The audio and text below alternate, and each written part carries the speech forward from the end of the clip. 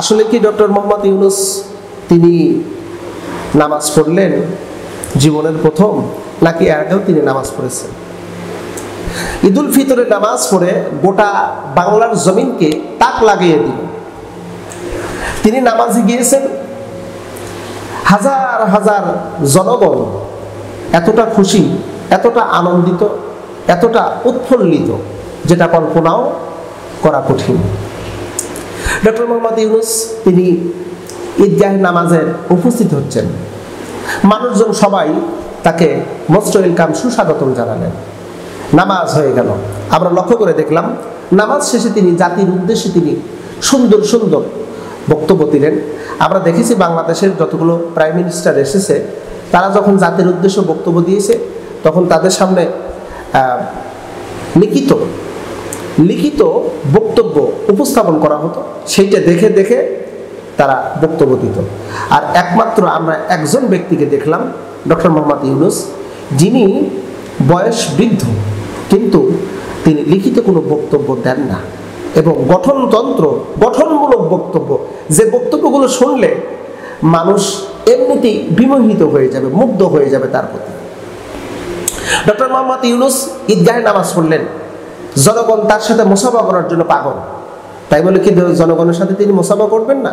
হ্যাঁ, মুসাফা করেছেন, জনগণের সাথে তিনি মুসাফা করেছেন, সবার সাথে যতটুকু পারা সম্ভব তিনি মুসাফা করেছেন। কত সুন্দর আচরণ! এবং তিনি সবাইকে ঈদ মোবারক জানালেন, উপস্থিত অনুপস্থিত গোটা বিশ্বের সমস্ত মুসলিম উম্মাহ, যারা দেশে আছে যারা বিদেশে আছে, সমস্ত নাগরিককে তিনি ঈদ মোবারক জানালেন। ঈদ মোবারকের ঈদের শুভেচ্ছাটাই অন্যরকম, ব্যতিক্রম। তিনি এত সুন্দরভাবে ঈদ মোবারক জানালেন, যেটা অকল্পনীয়। আমরা এই প্রথম বাংলাদেশে দেখলাম যে একজন পুরুষ শাসক তিনি বাংলাদেশের মানুষকে কিভাবে ঈদের শুভেচ্ছা জানান। এরপরে ডক্টর মোহাম্মদ ইউনূসকে নিয়ে ব্যাপক টল হচ্ছে। আমরা কিন্তু ডক্টর ইউনূস ব্যক্তিকে নয়, বরং তার কর্মকে নিয়ে কিছু কথা বলতেছি। ডক্টর মোহাম্মদ ইউনূসকে বিষয় নিয়ে আমরা অনেকে জানি যে তিনি শুধু আমেরিকার একজন লিডার, আমেরিকায় তিনি লিড দেন এবং আমেরিকায় তার একটা গ্রহণযোগ্যতা আছে, কিন্তু বাস্তবিকভাবে মোটেও এটি একটি ভুল ইনফরমেশন। ডক্টর মোহাম্মদ ইউনূস শুধু আমেরিকার লিডার নয়, বরং সে যে চীনেরও যে একজন লিডার, সেটাও প্রমাণ হয়ে গেল গত কয়েকদিনের সফর হয়েছে চীনে। ডক্টর মোহাম্মদ ইউনূসকে সরাসরি চীন থেকে স্পেশাল ফ্লাইটে করে নিয়ে যাওয়া হলো, তাকে নিয়ে যাওয়া হলো চীনে, এবং তাকে একটি বিশ্ববিদ্যালয় থেকে ডক্টরেট ডিগ্রি উপাধি দেওয়া হলো। এরপরে বাংলাদেশের জন্য হাজার হাজার বিলিয়ন মার্কিন ডলার বিনিয়োগ নিয়ে আসলো।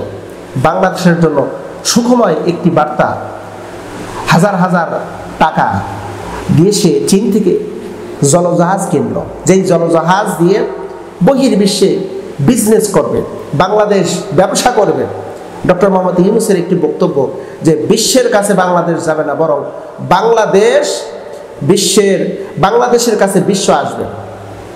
এরপর সে একটি হাসপাতাল তৈরির প্রকল্প, চীনের সাথে অলরেডি সমস্ত কিছু কমপ্লিট, এমন হাসপাতাল হবে যে হাসপাতালের চিকিৎসা গোটা বাংলাদেশের মানুষ এখানে করবে। আর ভারতে কেউ চিকিৎসার জন্য যাবে না, কেউ ব্যাঙ্গালোর যাবে না, কেউ চেন্নাই যাবে না, কেউ দিল্লি যাবে না, কলিকাতা যাবে না, সবাই চিকিৎসা এখানে নেবে। বরং কি বিদেশিরা বাংলাদেশে চিকিৎসা নেওয়ার জন্য আসবে।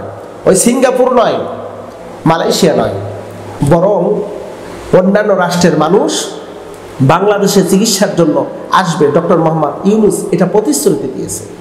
সবচেয়ে বড় বিষয় হলো ডক্টর মোহাম্মদ ইউনূস সরকার থাকার কারণে এদেশের মানুষ এবছর রমজান মাস এমন সুন্দরভাবে কাটালো, যেটা ভাবতে গেলেও অবাক লাগে।